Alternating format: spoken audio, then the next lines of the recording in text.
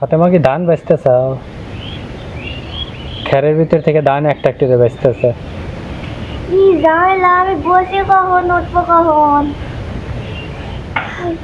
আসসালামু আলাইকুম, আশা করি ভালো আছেন। আলহামদুলিল্লাহ আমরাও ভালো আছি।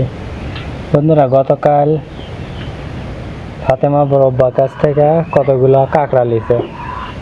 মানে আরও যে দিয়াল পাতে, দুন্দি পাতে, তারপরে লেগে জাল পাতে, জালে হাতে কাঁকড়া বাজে। তো এই কাঁকড়াগুলো গতকাল বেচা বেচা কুটিয়া ধুইয়া ফ্রিজে থুয়ে দিছে। আর যে সকালবেলা আবার ধান কুতু দিলিয়েছে। আমি দেখি তো এইগুলা সব ঠ্যাং ঠুং ওই সাইড দিয়ে। আজকে মাছ সস্তাও গেলা ছিল, কাদি মাংস পাইলে ভরে ভরে হলো, পানি দাও কত রয়েছে ওটা কি দেখতে হবে?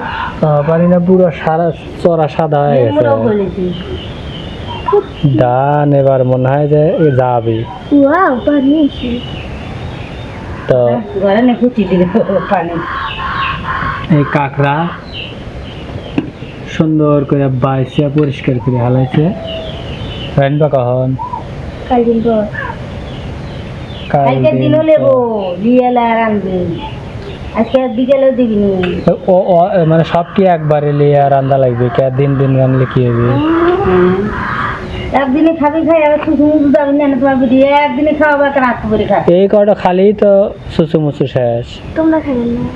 হ্যাঁ, তোমাকে কথা হলে যে এক পাল্লা রানবো, তারপরে 4 দিন ভরা খাবো। এটা 4 দিন খাওয়ার দিন, খালি পেট ভরে না মন ভরে। তা অত রান্না লাগবে কে? এখানেই তো 10-12টা। আবার কি কয়, কালকার কুতু দেয়, কালকার ওই রকমই 5-6টা, 5-6টা না 7টা মনে হয় হয়ে গেল। লেয়া অত কমসে কম তা লেওয়া লাগবে না। এটা দেখি তুমি ভাত খাবে নাকি? হেললে গে তো অত রান্দা কি হইবে? ভাত খাবো যে পড়ে গেল। ভাত দেখো অলরেডি তরকারি জাল দেওয়া শেষ। শিয়াল কি করছে জানো? কি? ওই যে কাগজ ছিঁড়ে গেছে, আগুনটা মরে ছিঁড়ে গেছে। ওই কালকে সন্ধ্যার সময় খাবার লেগে আসছিল, তরকারি খাবার দেওয়া নাই।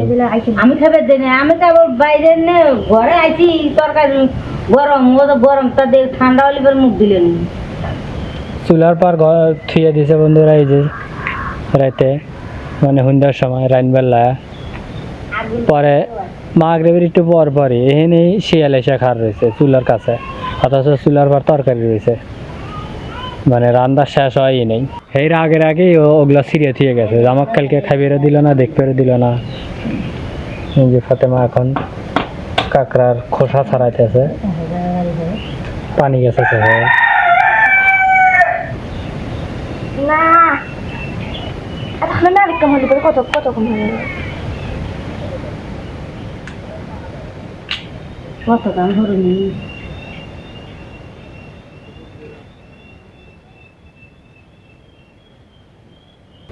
এগুলা ধুয়ে দিয়ে আবার এই ফ্রিজেই থুবে, তাই না? কেটে রাখবো।